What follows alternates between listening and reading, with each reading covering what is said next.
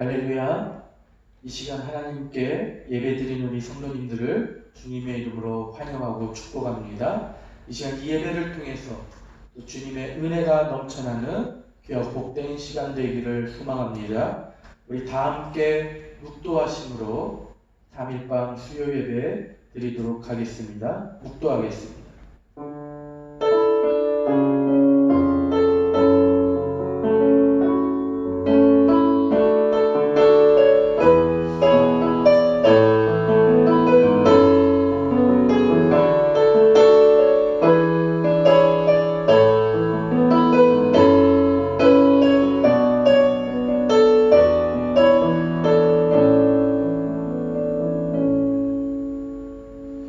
하나님, 지난 3일 동안 저희들과 함께하여 주시고 이 시간 하나님께 예배 드릴 수 있도록 인도하여 주심을 감사를 드립니다. 하나님, 이 시간 이 예배 가운데 주님의 은혜가 넘쳐나는 귀하고 복된 시간 되게 하여 주시옵소서. 이 시간 말씀을 듣기를 원합니다. 하나님, 말씀 가운데 깨달음을 주시고 마음의 위로와 또 평안과 안식을 허락하여 주시옵소서. 이 시간 함께하여 주실 줄 믿사오며 예수님의 이름으로 기도하옵나이다. 아멘. 오늘 말씀 보도록 하겠습니다. 오늘 말씀은 출애굽기 12장 29절부터 36절까지입니다. 출애굽기 12장 29절부터 36절, 출애굽기 12장 29절부터 36절 같이 한 목소리로 함께 읽도록 하겠습니다. 29절입니다.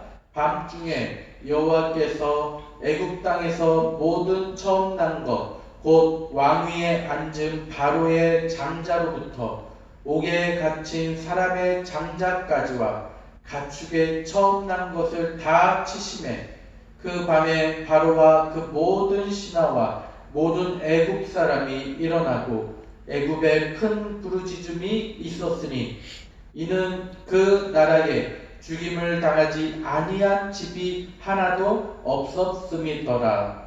밤에 바로가 모세와 아론을 불러서 이르되 너희와 이스라엘 자손은 일어나 내 백성 가운데서 떠나 너희의 말대로 가서 여호와를 섬기며 너희가 말한 대로 너희 양과 너희 소도 몰아가고 나를 위하여 축복하라 하며 애굽 사람들은 말하기를 우리가 다 죽은 자가 되도다 하고 그 백성을 재촉하여 그 땅에서 속히 내보내려 하므로 그 백성이 발교되지 못한 반죽 담은 그릇을 옷에 싸서 어깨에 매니라. 이스라엘 자손이 모세의 말대로 하여 애굽 사람에게 은금 패물과 의복을 구하며 여호와께서 애굽 사람들에게 이스라엘 백성에게 은혜를 입히게 하사 그들이 구하는 대로 주게 하심으로 그들이 애굽 사람의 물품을 취하였더라. 아멘. 오늘 주시는 말씀을 통해 밤중에라는 제목으로 말씀 전하도록 하겠습니다. 지금 계속해서 10번째 제안인 장자의 죽음에 대해 살펴보고 있습니다.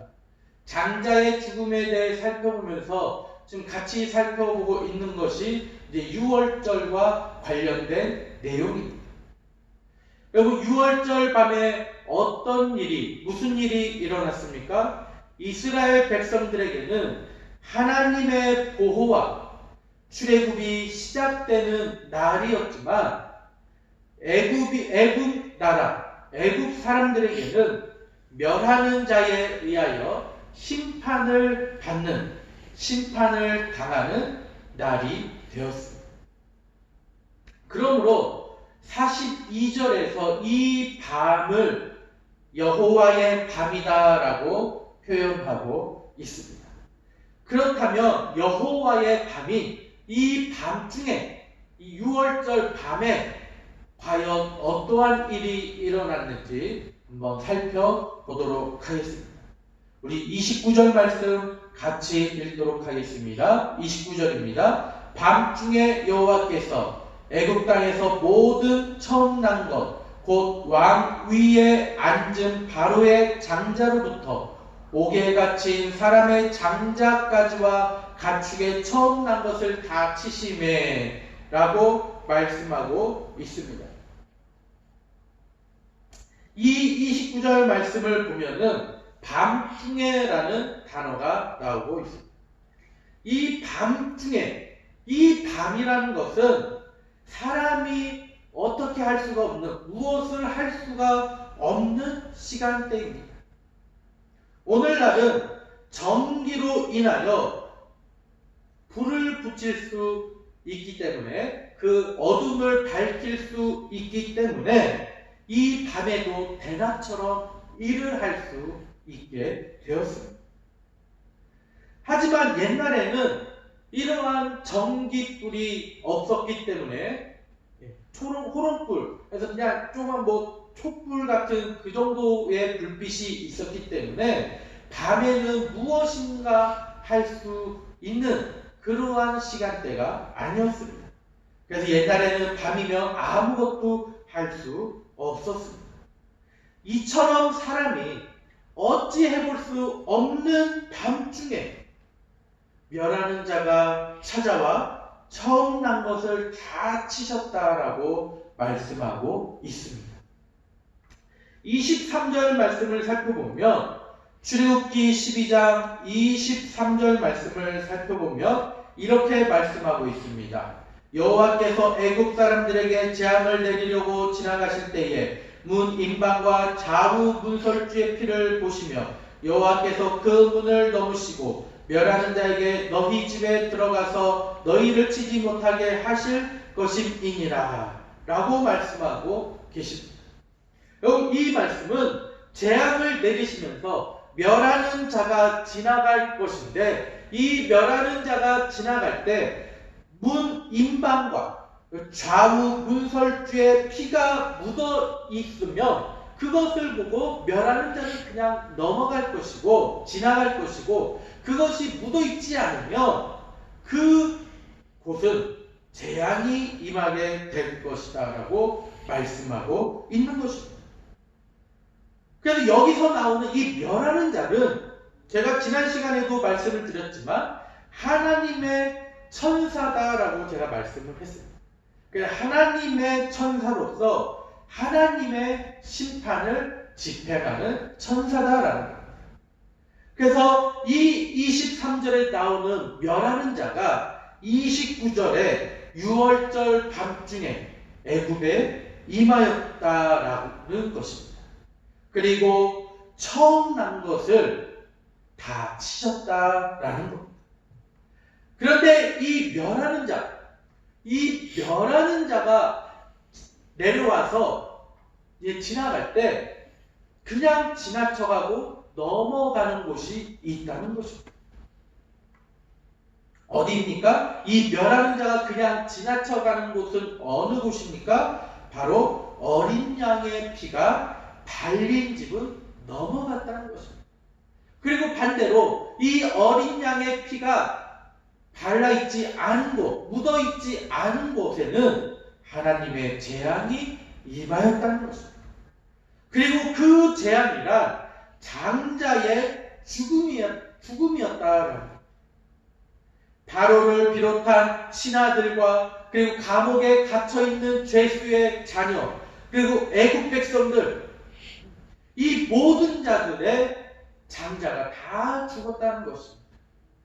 왜 죽게 됩니까? 어린 양의 피가 묻어있지 않았기 때문에 죽어있다는 것입니다. 그래서 11장, 출애굽기 11장 5절 말씀과 같이 바로의 아들로부터 맷돌 뒤에 있는 몸종의 장자와 그리고 감옥에 갇혀있는 그리고 죄수의 자녀들까지 그 모든 가축의 처음 난 것까지 죽음을 맞이하게 됐다는 것입니다. 그리고 6절 말씀처럼 출애굽기 11장 6절 말씀과 그리고 오늘 본문 30절 말씀처럼 애굽 온 땅에 전무후무한 큰 부르짖음이 들려오게 되었던 것입니다. 전부 하나님의 재앙을 받게 된 것입니다. 근데 하나님의 재앙을 받는 자들은 왕이거나 여종이거나 차별이 없다는 것입니다. 누구는 재앙이 임하고 누구는 재앙이 임하지 않는 그것이 아니라 왕이거나 여종이거나 감옥에 갇힌 죄수의 자녀들까지 차별이 없이 하나님의 재앙이 임하였다는 것입니다. 왜 재앙이 임하였습니까? 어린 양의 피가 묻어있지 않았기 때문입니다.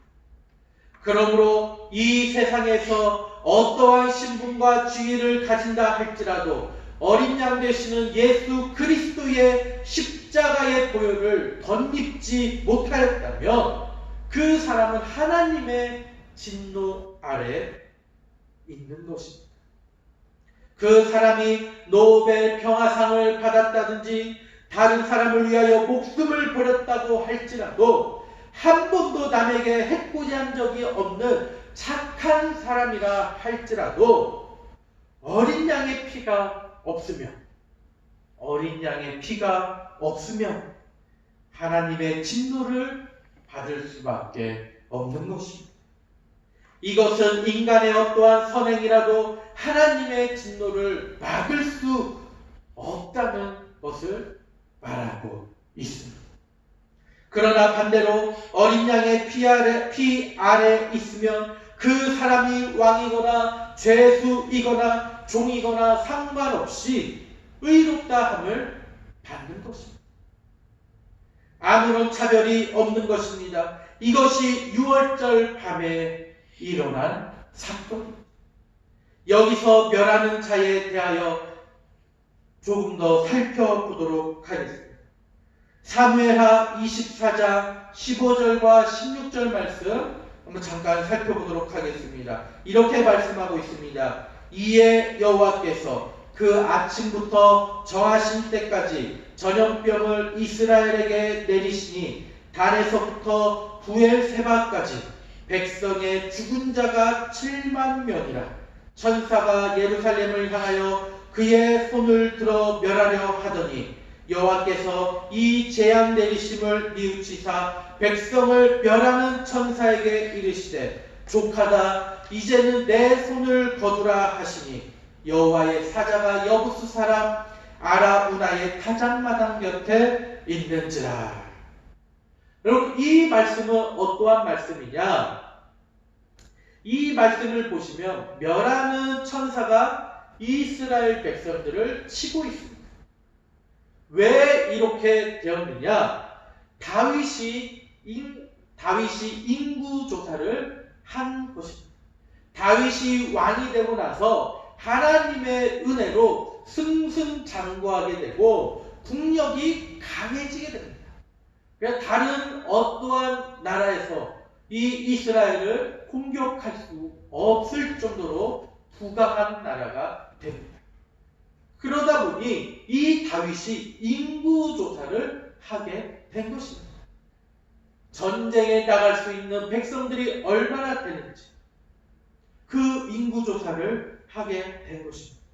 근데 이것이 왜 그렇게 큰 죄가 되느냐라는 겁니다. 다윗이 어린 양의 피를 의지하지 아니하고, 즉 하나님의 능력, 하나님을 의지하지 아니하고 자기의 군대를 의지한 것입니다. 이 인구조사를 통하여 자신의 막강한 군대를 자랑하려고 하고, 그리고 그것을 통해서 만족감을 얻으려고 하고, 그 막강한 군대를 의지하려고 하는 그런 마음이 있었다는 것이죠. 여러분, 그동안 다윗이 이 막강한 군대 때문에 승승장구할 수 있었던 것입니까? 아니에요. 하나님의 은혜, 하나님께서 함께 하셨기 때문에 그게 가능했던 거예요. 그런데 다윗은 한순간에 그것을 잊어버렸던 거예요. 그래서 이 인구조사를 통해 자신들의 군대가 얼마나 막강한지를 파악하고자 한 것입니다. 그렇기 때문에 이 잘못을 하나님께서 깨우치게 해주시기 위해 이스라엘 백성에게 이러한 벌을, 이러한 심판을 내리셨던 것입니다. 또 열왕기하 19장을 살펴보면 아수르의 군대 18만 5천 명이 여호와의 사자에 의하여 전부 시체가 되는 사건이 나오고 있습니다.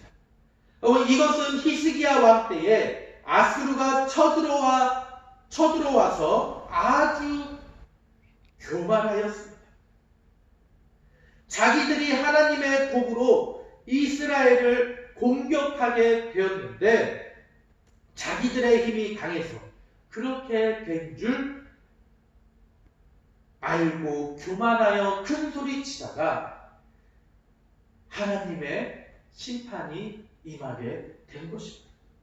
자고 일어나더니 18만 5천 명이 전부 다 시체가 되어 있었던 것입니다. 왕만 살아 돌아가 자기 신에게 엎드렸을 때 자기 아들들에 의하여 죽임을 당하게 된 것입니다. 그러므로 여호와의 멸하는 자는 이스라엘과 이방이라는 그 민족적인 특성을 따라 구별하는 것이 아니라 누가 하나님의 언약 안에 있는가로 구별하는 것입니다. 그러므로 우리가 착각을 하지 말아야 하는 것은 나는 교회에 다니고 있으니 그래도 내가 몇 년을 예배당에 나오면서 그동안 내가 한 것이 있고 헌신한 것이 얼마인데 내가 이렇게 열심히 했는데 하면서 자기의 의의를 내세우거나 자기의 공을 자랑한다면 이 역시 심판의 대상이라는 것을 기억하시기를 바랍니다. 우리를 구원하신 예수 그리스도의 보혈을 바르지 않아도 교만하고 건방진 생각이라는 것입니다.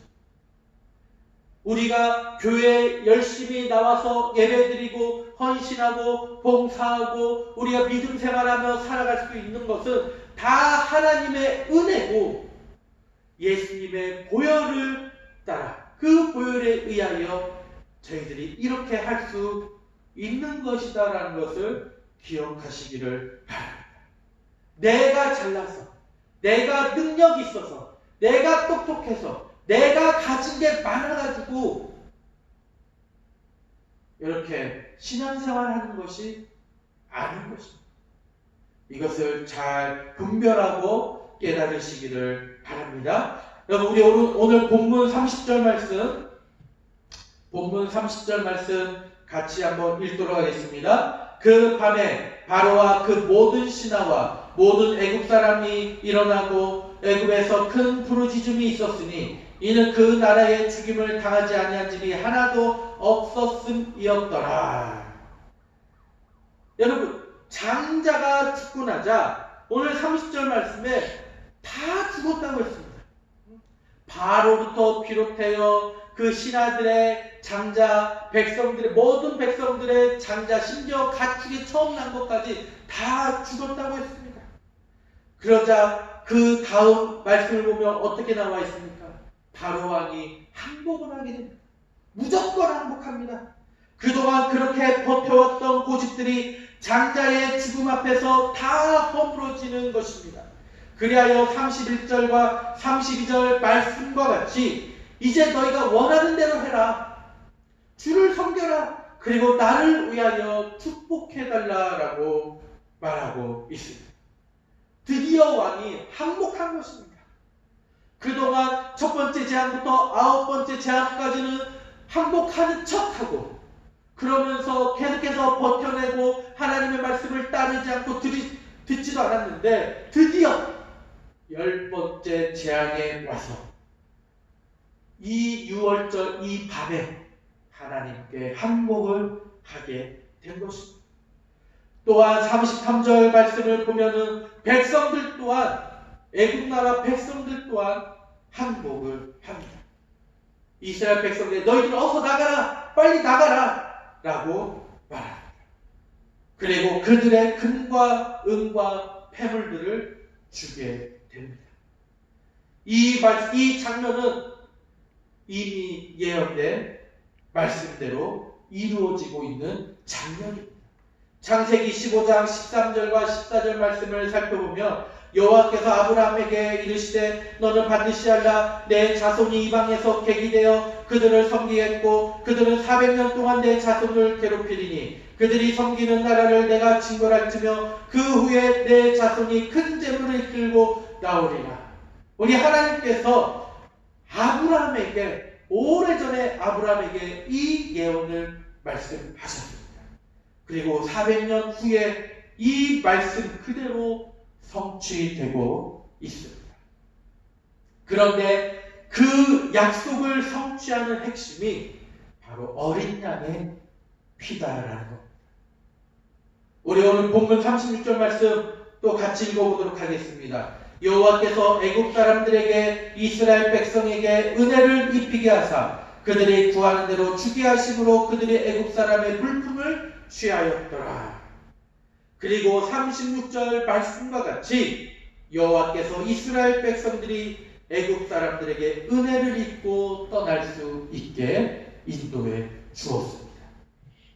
사랑하는 성도 여러분, 우리 성도님들의 삶이 현재 어떠합니까? 밤중입니까? 어두십니까? 밤중에 주님의 은혜가 임할 줄로 믿습니다. 주님의 기적이 일어날 줄로 믿습니다. 밤중에 애굽인들에게 재앙이 임함으로 이스라엘 백성들에게 구원의 은혜가 있었던 것처럼 사랑하는 성도님들에게 이 밤이, 이 어둠이 오히려 주님의 구원의 은혜가 임하는 밤이 되기를 소망합니다. 기적이 임하는 어둠이 되기를 소망합니다. 그리하여 이 밤을 이겨내고 극복하심으로 새벽이 찾아오고 빛이 비춰지는 삶이 되기를 주님의 이름으로 축원드립니다. 기도하겠습니다. 우리 이 시간에 다 함께 통성으로 한번 기도하는 시간 가지도록 하겠습니다. 우리 이 시간에 다 함께 기도할 때 오늘 들은 말씀을 기억하시면서 깨달은 내용을 가지고 기도하시길 바라고, 또 우리 금바이 교회를 위해 기도하시고 우리 담임 목사님을 위해, 우리 성도들을 위해, 특별히 이제 명절 추석 연휴가 시작됩니다. 우리 성도들 오고 가는 발걸음 무사히 고향을 방문하고 가족들을 만날 수 있게 해달라고 우리 성도들을 위해 기도해 주시고, 특별히 이 나라의 민족, 우리 코로나 바이러스가 빨리 해결될 수 있게 해달라고 이 나라 이 민족을 위해 기도해 주시기를 바랍니다. 그리고 우리 선교사님들을 위해, 우리 세계와 열방을 위해, 우리 한국교회를 위해 우리 기도해 주시기를 바랍니다. 우리 다 함께 주여 세 번 외치며 기도합니다. 주여, 주여, 주여. 아버지 하나님, 오늘 들은 말씀을 기억해 밤에 6월절 밤에 주님의 기적이 일어나고 주님의 역사가 일어나였습니다. 아버지 하나님, 이스라엘 백성들에게는 구원의 밤이었고 아버지 출애굽의 밤이었고, 하지만 애굽 나라 사람들에게는 재앙의 밤이었고 심판의 밤이었습니다. 아버지 하나님, 이 시간 아버지 이 현대를 살아가는 저희들에게 이 밤이 구원의 밤이요, 생명의 밤이요, 또 능력의 밤이요, 기적의 밤이 되게 하여 주시옵소서. 저희들의 삶이 아버지 하나님 어두운 밤입니까? 한치 앞을 바라볼 수 없는 캄캄한 밤입니까? 이 캄캄하고 이 어두운 밤에 주님의 역사가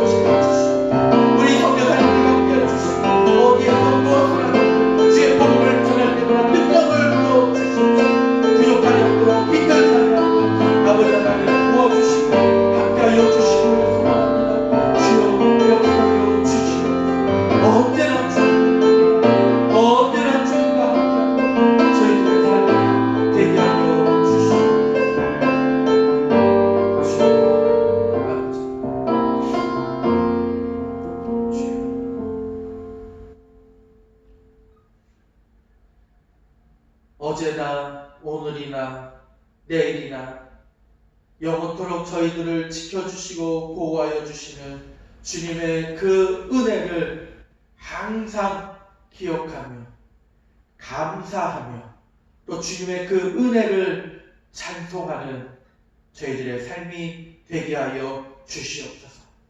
밤중에 6월절 밤중에 주님의 기적이 일어나고 주님의 은혜가 임하고 이스라엘 백성들에게 구원의 밤이 되었고 출애굽의 밤이 되었던 거죠.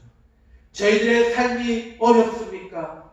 어두웁니까? 캄캄합니까? 한치 앞을 바라볼 수 없는 상황입니까?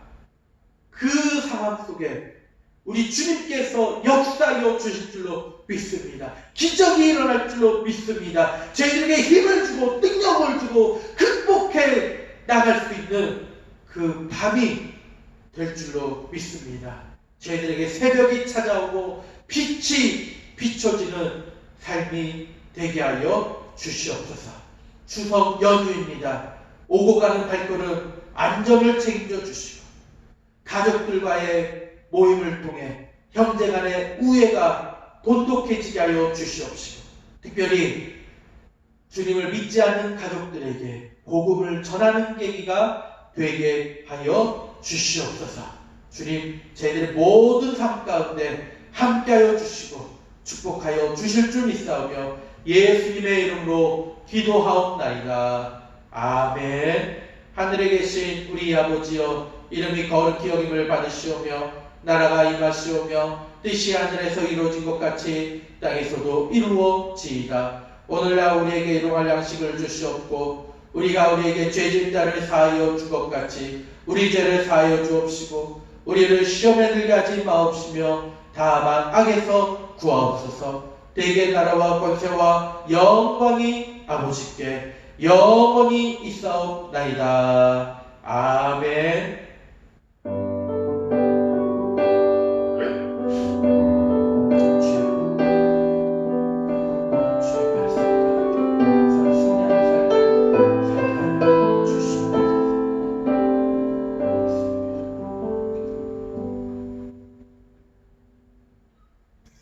예배 마쳤습니다.